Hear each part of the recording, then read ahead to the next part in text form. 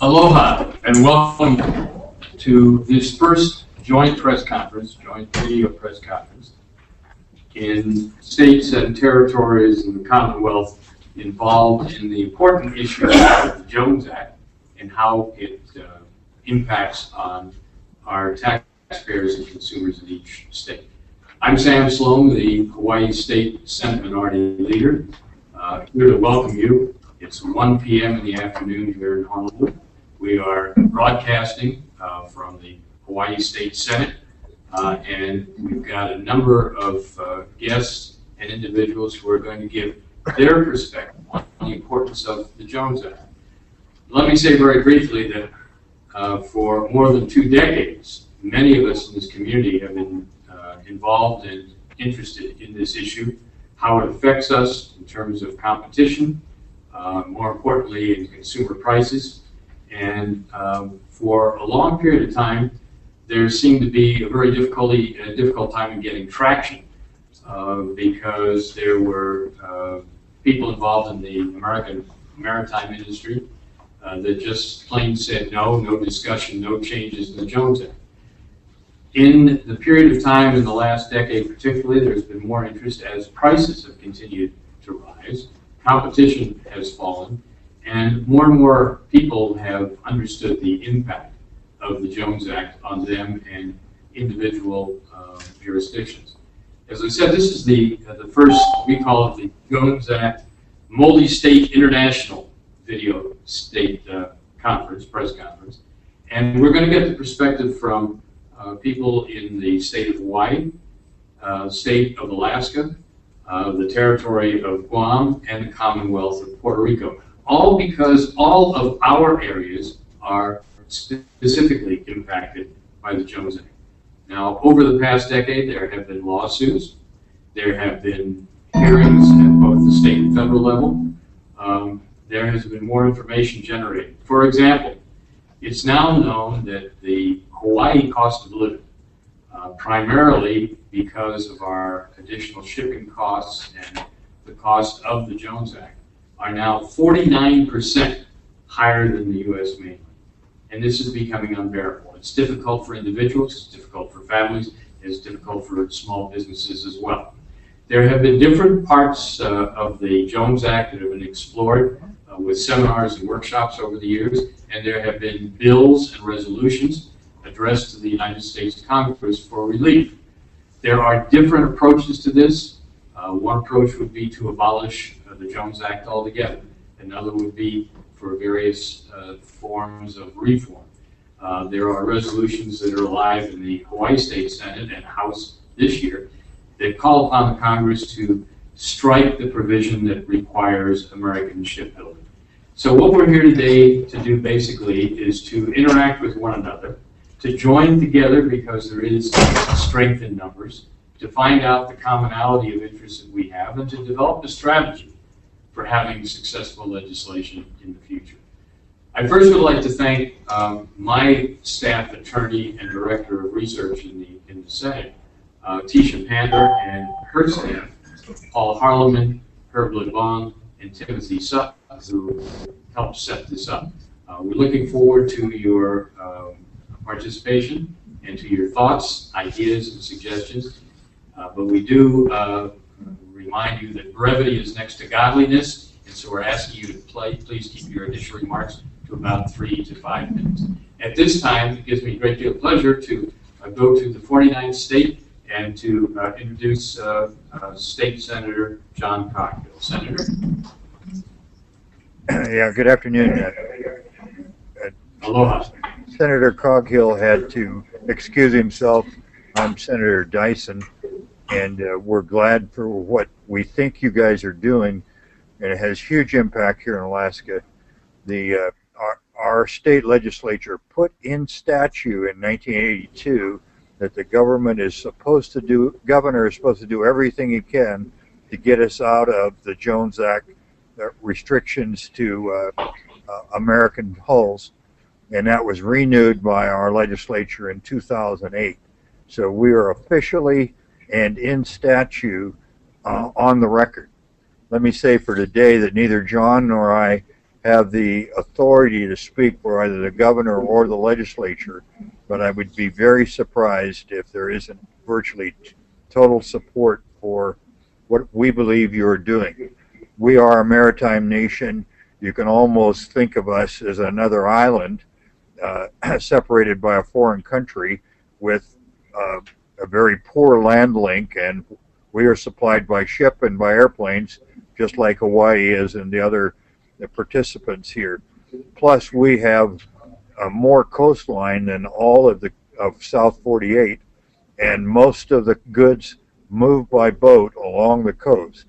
So being able to avail ourselves to huge savings from having foreign constructed ships is very significant, and would be a reduction in our freight rates and so on. So we are thoroughly on board with the effort, and I too have to go to another responsibility, but we ask respectfully that you keep us in the loop, count us as partners, and we'd be glad to work together with you all on going further on this.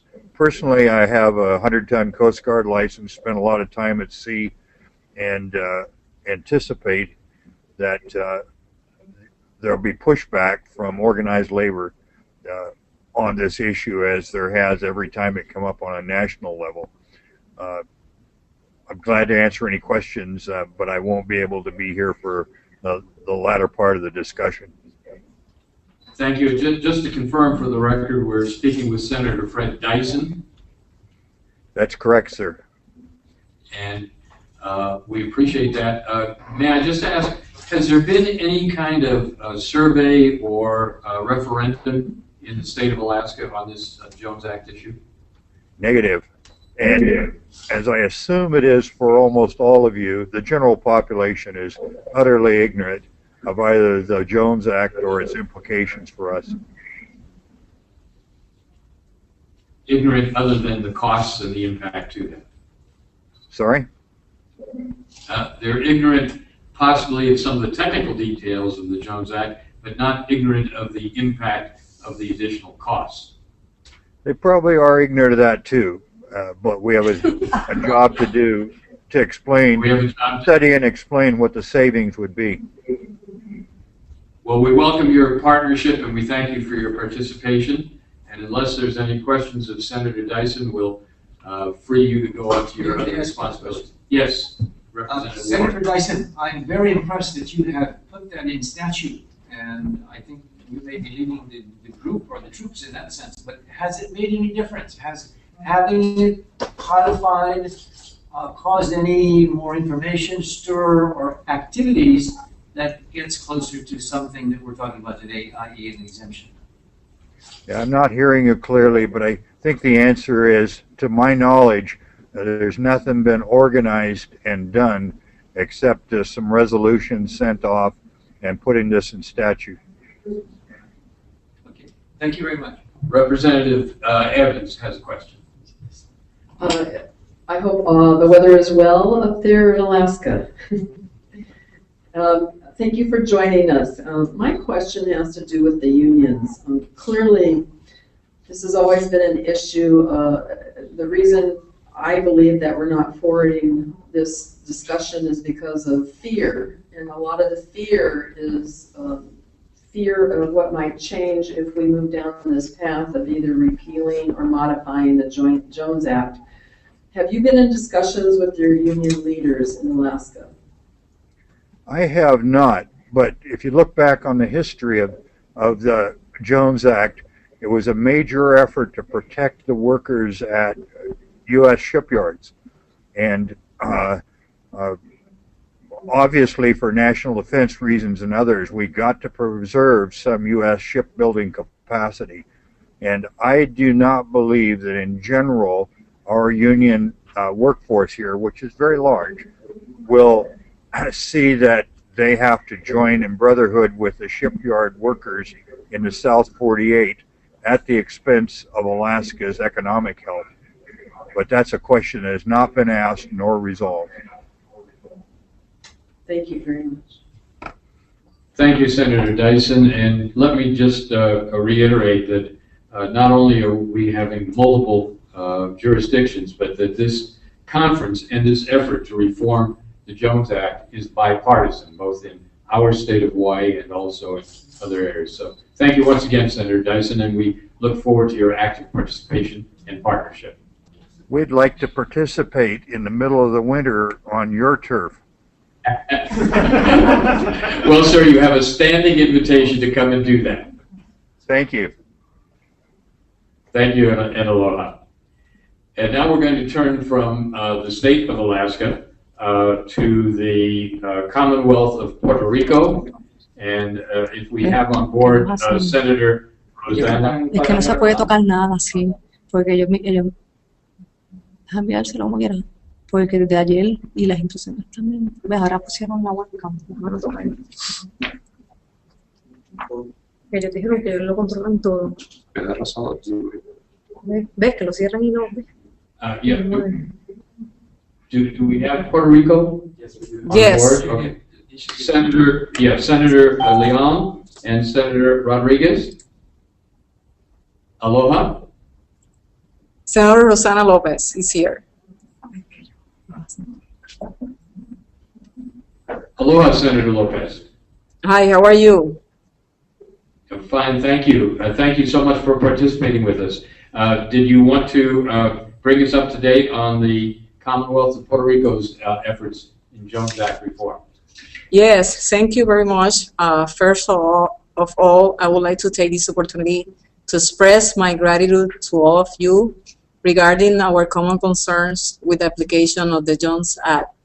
In Puerto Rico, for the past 4 months, I have been presiding hearings regarding the Senate of Puerto Rico Resolution number 237, which orders an investigation about the economic impact of the maritime fleet costs between Puerto Rico and the United States, having the United States Government Accountability Office report Puerto Rico characteristics of the island maritime trade and the potential effects of the modifying the Jones Act as a start-up for the investigation. I have come to knowledge that all of us have been very active concerning the federal maritime laws.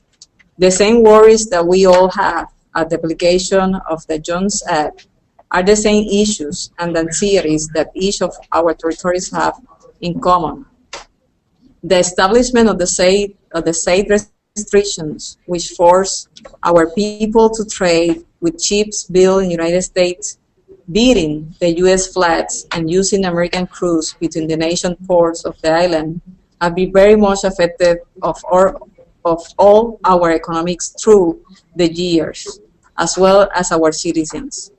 There have been initiatives and waivers before, such as November following the effects of Hurricane Sandy, in which the Secretary of Homeland Security Administration issued a temporary waiver on the Jones Act in order to allow no Jones Act oil tankers to transport oil from U.S. ports in the Gulf of Mexico, forced to provide additional fuel resources to the region.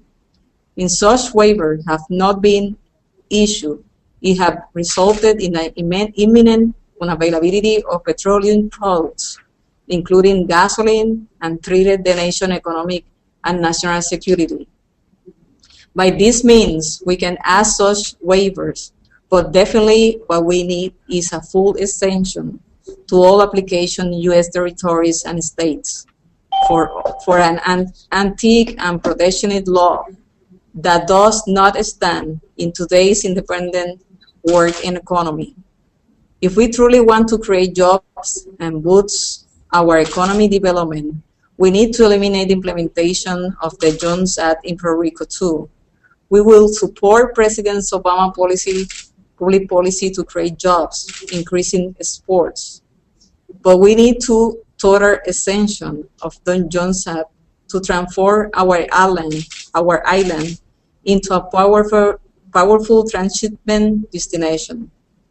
Studies made by prestigious organizations here in Puerto Rico and in the United States, such as the World Economic Forum and the Federal Reserve Bank in New York, among others, revealed that the Jones Act represents an obstacle for Puerto Rico economic development. Local economists said in public hearings that we can grow at least 10% without the application of the Jones Act. All Puerto Rico commercial sector, as well as the industrials and small business, agree that we have to move from the Jones Act. Otherwise, we are losing great business opportunity hidden behind this obsolete law. Also, it is important to know that this is the first time in Puerto Rico Legislative Assembly we are considering to elevate this issue to the United Nations organizations. Once again, I congratulate all territories, fellow legislators, and the Hawaii Shipping Council for this extraordinary conference, which by my knowledge, it is the first time that we all come together to ask Congress to repeal a 100-year-old law, and definitely for your cooperation regarding this important matter and the future economy of our islands, a future without trade restraints. Thank you very much for your time. Thank you so much for joining us, and thank you for your willingness to cooperate so that all of us can work together. And most importantly, the work that you have done about economic development and economic opportunities, if in fact we make changes to this law. I think that's extremely important. Do my colleagues have questions? I have this question to the Senator. Senator, thank you for your presentation, your support, and I caught notice of one thing that you said. Did I hear correctly when you said you were going to bump this to the United Nations for their consideration? Did I hear correctly? Yes. United Nations is, how are you going to do that? Which group? And that sounds interesting. Yeah, because the first time, one of the purposes of the resolution is first to bring all the information that the GEO never put in the report. And the other purpose of the resolution too is going to the United Nations, to the committee of the United Nations that will deal especially with the situation of civil rights, because we are seeking to elevate this to the United Nations, especially because that Jones Act convert to us situation in the, because the Puerto Rico will not grow economically in some part. So we are trying to put this in the United Nations hands, also in the colonization committee, trying to explain to them that if the Congress put out the Jones Act in Puerto Rico, we will grow economically. So in some point, we are trying to put in the table that maybe can be a situation of the civil rights and an economic issue that will eliminate to us another opportunities to, as an island, to develop in the economic point. So we are trying to explain that if the Jones Act will not bring to us an opportunity to grow economically, United States can be in a position that is against the united or civil rights of the Puerto Rico citizens. So that because some organizations here in Puerto Rico are willing to go to United Nations to put this in table and said that maybe you are violating or you are trying to eliminate a purpose or alternative that will help us to grow as an island, and you are against civil rights of the citizens of Puerto Rico too. Thank you, and please keep us posted on how that progresses. Thank you. I will do it. Are there any questions for the Senator? Just two closing remarks. again, thank you so much for your participation, and we look forward to working closer with you. You should be aware that the Hawaii State Legislature, which is meeting in session now until May 1st, we have legislation that is passing that brings us even closer together in a working relationship with Puerto Rico. So we expect that that is moving along in both it passed the Senate and in the House. The second thing is, as soon as we make the Jones Act reforms, we are going to ship all of our coqui frogs to you in Puerto Rico. Because we understand you revere them and you want them, and we have plenty, so we'll send them to you. So thank you so much, Senator. It's been a pleasure speaking with you. Thank you to you all.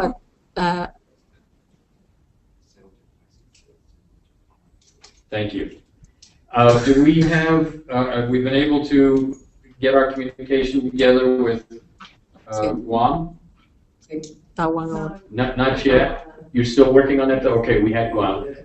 What we'll do then, we'll go to some of our local participants here. Representative Gene Ward. Aloha mai kako. Buenos dias. Hafadai, even though Guam can't hear me. If you do, I expect to return the same.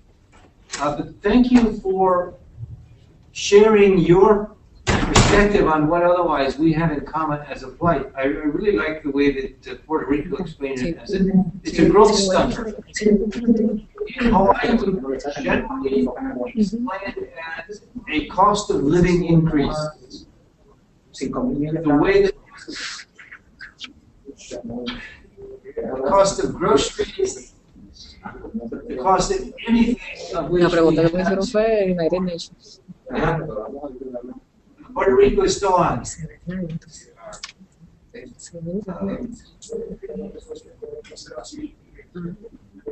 Okay, I'm going to be very brief. The bottom line is, everything costs too much, and we're not asking for a waiver. A waiver to accept something the way that President Obama after Hurricane Sandy suspended the Jones Act.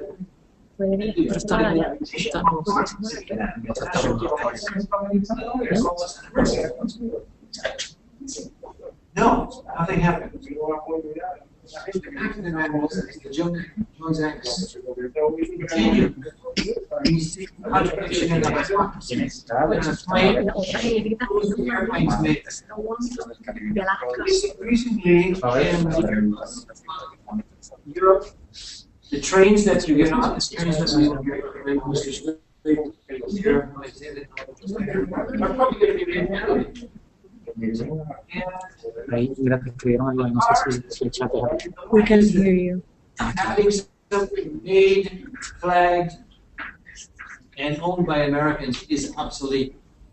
The transportation industry has gone much more multinational, international, and I think we have to examine, this is a suggestion of where we go, I think we have to reach out to the unions and see how members of the unions are hurting as much as any other families that have to pay 100% differential on groceries, and because we import 80%, 90% of everything that we have, we are paying more in paradise than any others. And when the numbers in the education gets out, even though this has been 20 years that we've been trying to educate people on the Jones Act, it just hasn't got traction.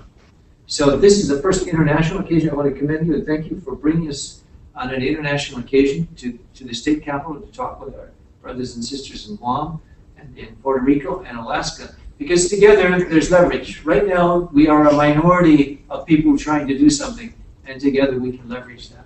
So I'm glad to have been part of this panel, and I hope we continue with it, and I hope that the United Nations does get some leverage to what is in the making, and Alaska is a good example of having put it in statute. So thank you. Thank you, Representative Ward. And we apologize for our technical glitches here, but we'll get them ironed out. Now I'd like to hear from State Representative Cindy Evans. Cindy? Thank you. This year at the state legislature, we have many issues where we hear both sides of the debate, and it seems like we just define the line and we stay on one side or the other. The thing about the Jones Act, since I've been here, is that people tend to be on one side or the other. And that doesn't move us forward on the discussion of the Jones Act. We end up getting, again, this feeling of fear. We know what we know. We've had the Jones Act for years. A lot of people believe it's worked, so why are we even having that discussion? Then you have people say, why can't we grow the economy? What is it out in the middle of the Pacific Ocean? Why can't we do a better job? And people say, well, the Jones Act might be able to help growth area in technology, manufacturing, whatever the arguments are. And they both seem valid to me. So my position as a state representative has been, why can't we have that discussion, have the unions at the table, have our leaders at the table, and figure out what could we do better for Hawaii so we can grow this economy. For me personally, when we had the liquid natural gas discussion here a few years back, it seemed like these big bulk ships that carried natural gas, it might be a great way to lower the cost of energy in Hawaii. So why not have the discussion about the Jones Act? Why not have the discussion about these specialized ships? Today in the newspaper here in Hawaii, there was an article that because it may take so long to resolve this issue about getting a liquid natural gas bulk huge ship into Hawaii, that they're going to containerize the liquid natural gas and bring it in containers. Is that effective? Is it going to end up raising the cost of energy again? Clearly, one of our mandates, I believe, coming to the legislature is get control over this cost of energy and get the cost down. Even that is just one mission.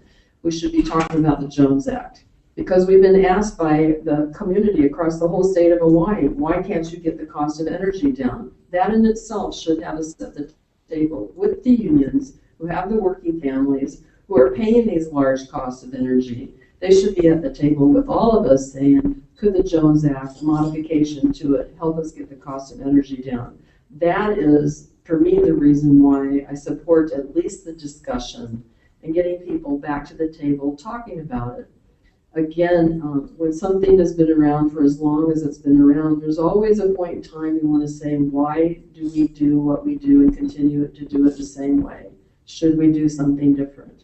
I think with this energy mandate that we may want to consider doing something different. And I invite whoever's listening, and I'm really grateful that we have Guam and Puerto Rico, who again are on islands that understand that the cost of doing business and the cost can be horrendous. And how do we get those costs down? That's our job, I think, to work on it. So I want to thank you for joining us today. And I can't see you, but I really appreciate you joining us in the discussion.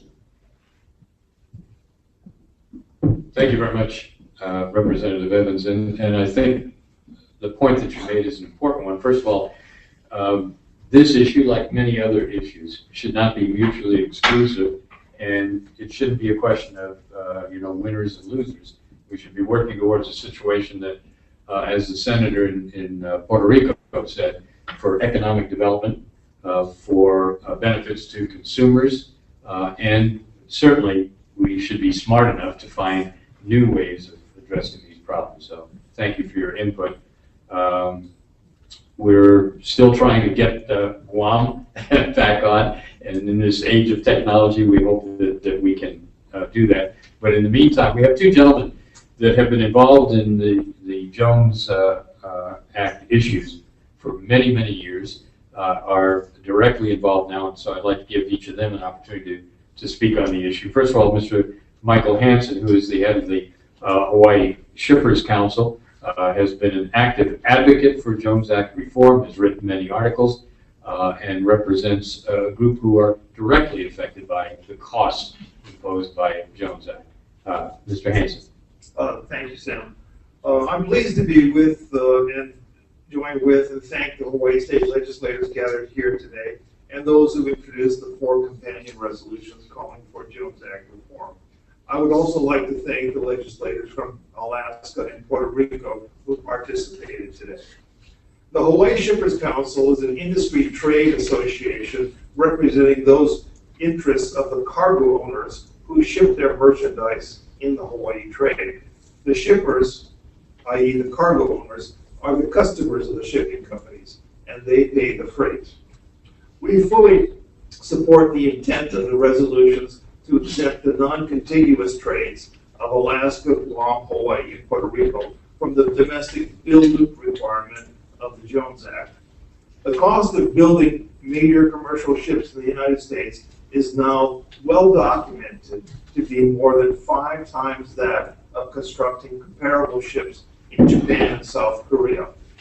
Together with China, Japan and South Korea built more than 90% of the world's new ships over 1,000 gross tons. Although there are approximately 38,000 self-propelled ships over 1,000 gross tons in the world today, the U.S. domestic shipping trades face a scarcity of large self-propelled ships. This is especially critical to the interstate surface transportation in the non-contiguous trades, where nearly 50% of the 90 ships in the Jones Act fleet over 1,000 gross tons are employed. The 8 major domestic shipbuilding yards in the United States have constructed on average approximately 2 ships per year since the early 1990s. In comparison, Japan alone builds over 300 ships per year. These are large commercial ships for export. That does not include their domestic market. There is no shortage of major ships in the world, just in the Jones Act trades, due to the high protection of this law.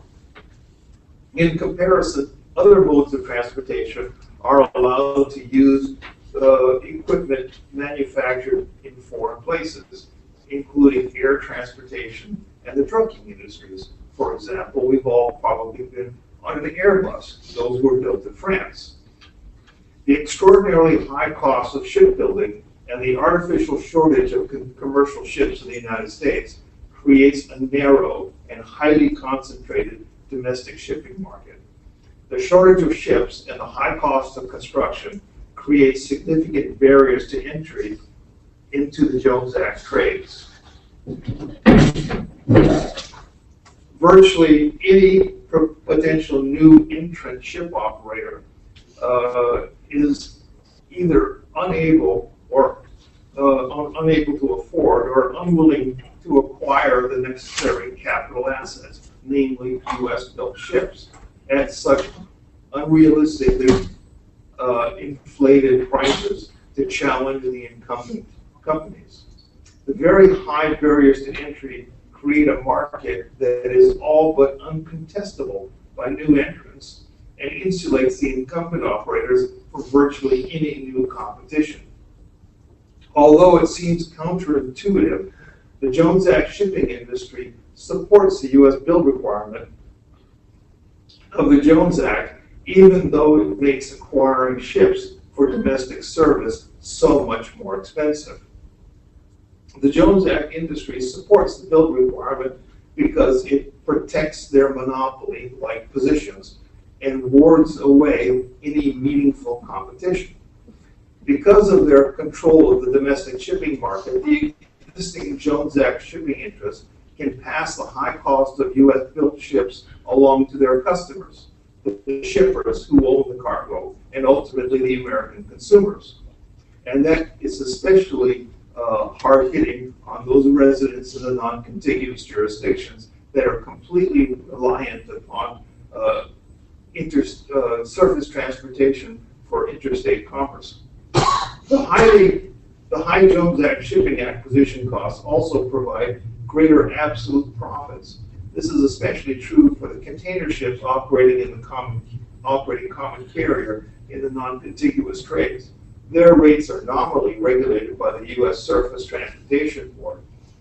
However, their greater rate base provides a greater absolute profit allowed under the regulatory standard for zone of reasonableness.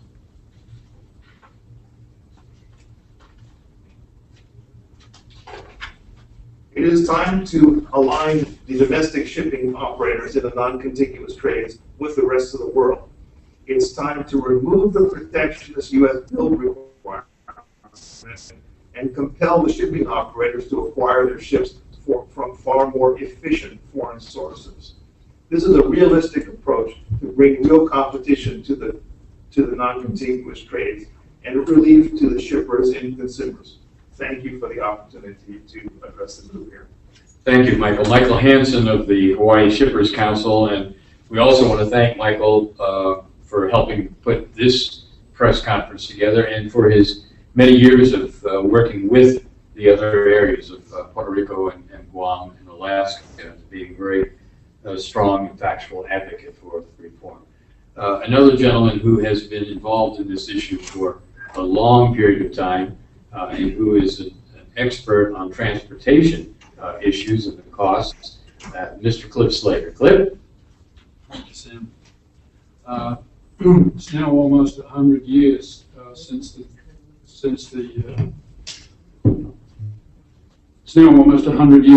Jones Act was passed with the idea of protecting American maritime resources. We had, at the time that legislation was passed, we had that was the high point of the percentage of large ships that the U.S. owned and operated, and it's declined steadily since the passage of that legislation to today, where it's a negligible part of the world's transportation. It is obviously time to revisit that whole issue, and there are just two reasons that there is political support for the Jones Act. Number one is the original idea of supporting American shipyards and the American shipping industry. But given now that American ships are just not economically viable, that is no longer really supporting American shipbuilding industry, as you heard from the previous speaker. Two ships a year doesn't cut it compared to what's coming out of South Korea and Japan. The other reason, and I did a lot of research of this about 10 years ago on campaign contributions to the supporters of the Jones Act, and it's very significant. Then was the Cabotage Task Force. It's now the American Maritime Partnership, and I've no doubt that it's exactly the same. It is one of the major contributors to political contributions, and one of the main reasons that many are reluctant to vote against it. I can understand, I think we can all understand that that money is the mother's milk of politics, but on the other hand, as somebody pointed out, union members in the aggregate are being hurt far more by the Jones Act than are those few union members who are the beneficiaries of it. All in all, those remarks together, what's been said earlier, it's time, really time now, to rethink the Jones Act, and at the very least, allow foreign-built ships into the trade. Thank you. Thank you, Cliff Slater. Regrettably, it does not look like we're going to be able to make the connection with the territory of Guam. We had State Senator Roy Respicio and State Senator V. Anthony Ada, and possibly we can get statements from them at a later time. By the way, we will have press statements available after this broadcast from those that participated, but we have a few minutes extra now, so I'd like to ask my colleagues or any of the two gentlemen if they would like to add anything else. Question to the two experts. Certainly. Are the numbers correct when you said there are only 90 out of the 38,000 vessels that are above 1,000 gross tons? Right. We have 90 U.S. vessels out of 38,000 in the world. Exactly. I mean, that's less, it's 0.2%. Yeah, it's a very tiny percentage. It's minuscule. Right. What was it? We have an artificial scarcity of large commercial ships in the domestic trades. And that's just created by the build requirement of the Jones Act. There is no, in fact, no scarcity of ships in the world, just in the United States. We're certainly not a rule of Britannia when you got 0.2% of the ships. Cliff, were you going to add something about what? Well, I just want, just in comparison, in 1920, I think it's 1920, when the Jones Act was passed, we had 21% of the world's shipping. Good question, Representative.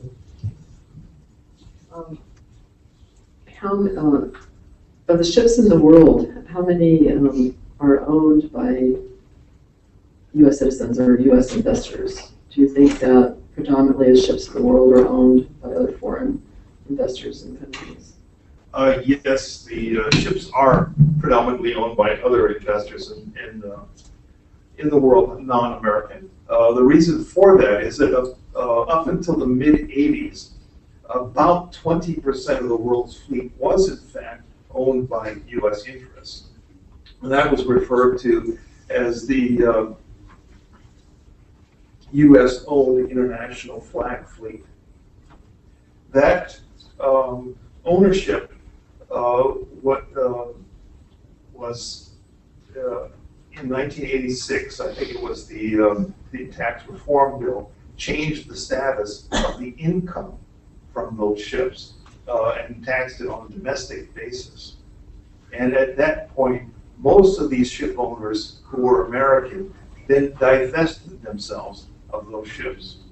This was a tax that the unions were advocating for, and they thought by taxing the foreign flag ship income that Americans were earning, that they could force those owners to reflag their ships U.S. And in fact, what happened is that they couldn't compete in the world market with this onerous tax and requirements on them, and so they simply divested their ships. And this actually hurt U.S. national defense quite a lot, because the military sealift command had depended upon these ships for additional sealift capacity in the event of a war or some kind of contingency. I think that's a real important thing because obviously every time you see literature discussion on the Jones Act, people are always talking about defense and capability, making sure we get food to Hawaii, or we get toilet paper to Hawaii, or they're always bringing that up, and so that's why I asked, because again, it's about security and predictability. On the national security side, there's 3 points. One is the sealift capacity that refers to the ability to charter ships to move cargo to overseas contingencies. Then there's the shipbuilding industrial base, and that refers to the capacity of the U.S. shipyards to build new ships in the time of national emergency, or even build them on an ongoing basis. The problem with that side is that the shipbuilding capacity is so limited now and is so expensive that not only can't commercial ship owners acquire as many ships as they might want to, but also it's wrecking the Navy budget, because the cost of each ship has gone up so high that the Navy is ending up not being able to build as many ships as they want to. So we have a critical problem with U.S. shipbuilding. On the sealift side, there is in existence a fleet called the U.S. Flag International Trade Fleet. It's comprised of 89 ships, and those ships are all foreign built, U.S. flag. About half of them are foreign owned. They can only trade in the international trade. But the U.S. government subsidizes those ships and gives them preference cargoes. The third national defense argument is that we need a pool of trained seamen. for national emergency. And, you know, it's, these arguments don't hold up very well when you start to analyze them. And so the national defense argument for the Jones Act is really not a very strong one if you look at it point by point. Most of the very few Jones Act ships ever get used for sealift purposes. I want to thank you because I know you have a cold and you're trying to keep from coughing. So I appreciate that your willingness. I mean, you're hanging in there. But I also wanted to ask both of you, have you gone to Congress? Have you testified? Have you had any contact with our congressional delegation or gone to, has there been any delegation from Hawaii that you've been involved in that has gone to Washington, D.C.? I did testify in the Congress in, I think it was 1996.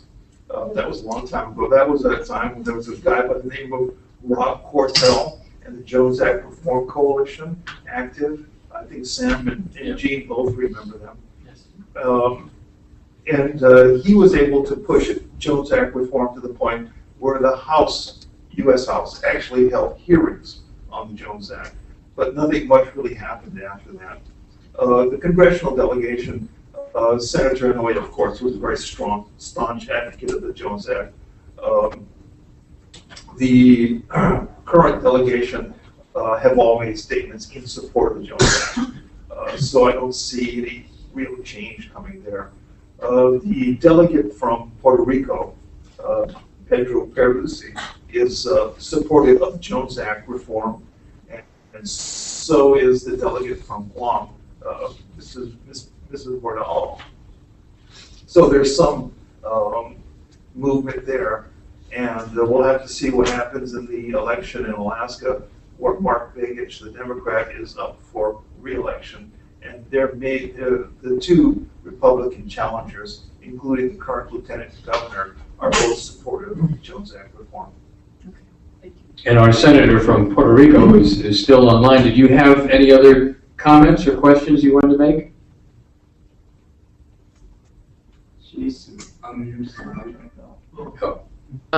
A point here, just following the Michael Hansen testimony. For us, the studies that have been done already in Puerto Rico are telling us that mostly all the vessels that come to Puerto Rico are 4 years old. So the point of the national defense is something that is already eliminated from the purpose of the Jones Act.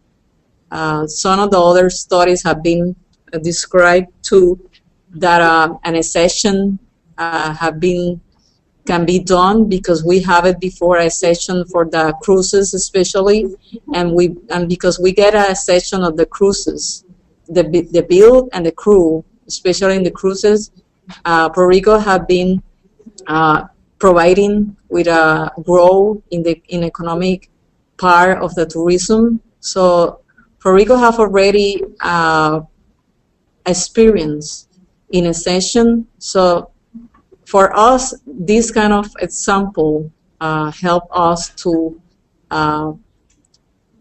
deal with a new session that can be done to Puerto Rico, mostly in the bill, from the bill session, because we think that if the first step is to try to get a session in the bill point, that would help us a lot, especially for the GNLs and the petroleum too. So because we want to work together with you, is because we think that together we can get to Congress, or even we can go to Medemarat to express and describe how the session will help us to obtain a better economic growth and help our citizens to get jobs, to get what injustice have, and especially the jobs that we need now in economic crisis that we have here in Puerto Rico. So for us, this opportunity is very important, and this is for opportunity expressed to us that we can do something together for the citizens of our countries and for Puerto Rico too. I really appreciate all your support about the Jones Act.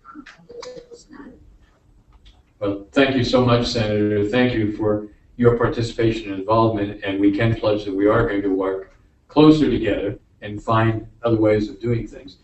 You know, this discussion has been interesting because we talk about the Jones Act in terms of protection and who it's actually protecting. And obviously, it's not protecting the economies of our various jurisdictions, nor is it protecting the consumers.